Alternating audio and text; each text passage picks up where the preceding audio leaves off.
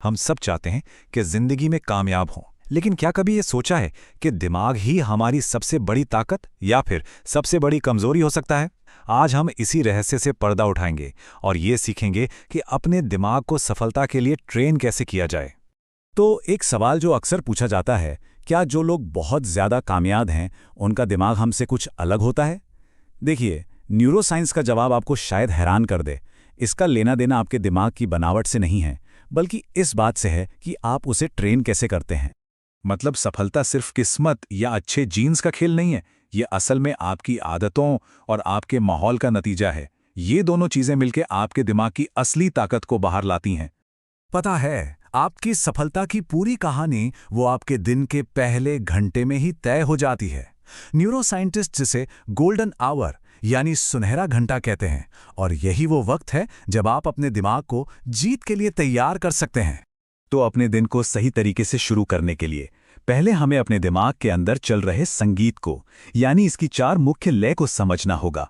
यही हमारी हर सोच और हर भावना को कंट्रोल करती हैं। जरा सोचिए, आपकी सुबह कैसे शुरू होती है? क्या एक तेज अलार्म आपको गहरी नींद से सीधा एकदम से तनाव में डाल देता है? पता है ये कैसा है? ये ठीक वैसा ही है जैसे आप अपनी कार को 5वें गियर में स्टार्ट करने की कोशिश कर रहे हों। जो कामयाब लोग होते हैं ना, वो सुबह के इस कीमती वक्त को बहुत संभाल कर रखते हैं। वो अपने दिमाग को धीरे धीरे आराम से जागने का मौका देते हैं, ताकि वो पूरे दिन अपनी फुल पावर से काम कर सकें। इसके लिए डॉक्टर अडाटिया एक बहुत ही पावरफुल मॉर्निंग रूटीन बताते हैं, जिसका नाम है मूवर्स। इसमें एम मतलब मेडिटेशन, ओ यानी oxygen, V visualization, E exercise, R reading और एस स्क्राइबिंग यानी लिखना। और सबसे कमाल की बात क्या है, हर चीज के लिए सिर्फ 5 मिनट देने हैं। और ये जो वी है ना, यानी विजुअलाइजेशन, इसकी ताकत को कम मत आंकिएगा। देखिए, एक स्टडी में पाया गया कि जिन लोगों ने सिर्फ पियानो बजाने के बारे में सोचा, उनके दिमाग में ठीक वैसी ही ग्रोथ हुई जैसी उन लोगों में हुई जो सच में पियानो बजा रहे थे। तो सवाल यह है कि ये सुबह की आदतें काम करती कैसे हैं? खैर, इसका जवाब हमारे दिमाग के अंदर चल रही एक बड़ी ही दिलचस्प लड़ाई में छुपा है। इसे ऐसे समझिए कि हमारे दिमाग के अंदर ना 2 हिस्से हैं जो हमेशा एक दूसरे से खींचतान करते रहते हैं।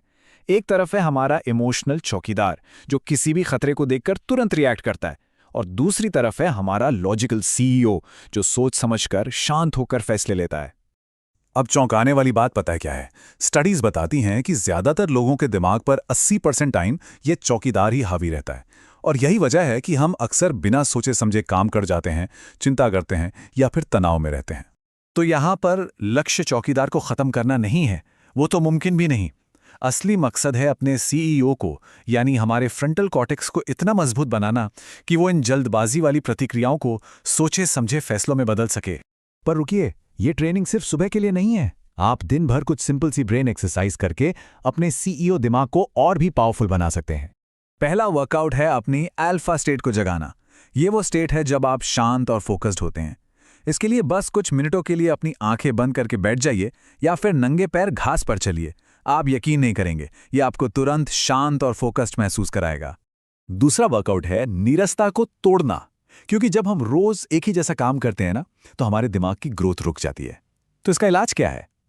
अपने दिमाग को छोटी छोटी नई नई चुनौतियां देना।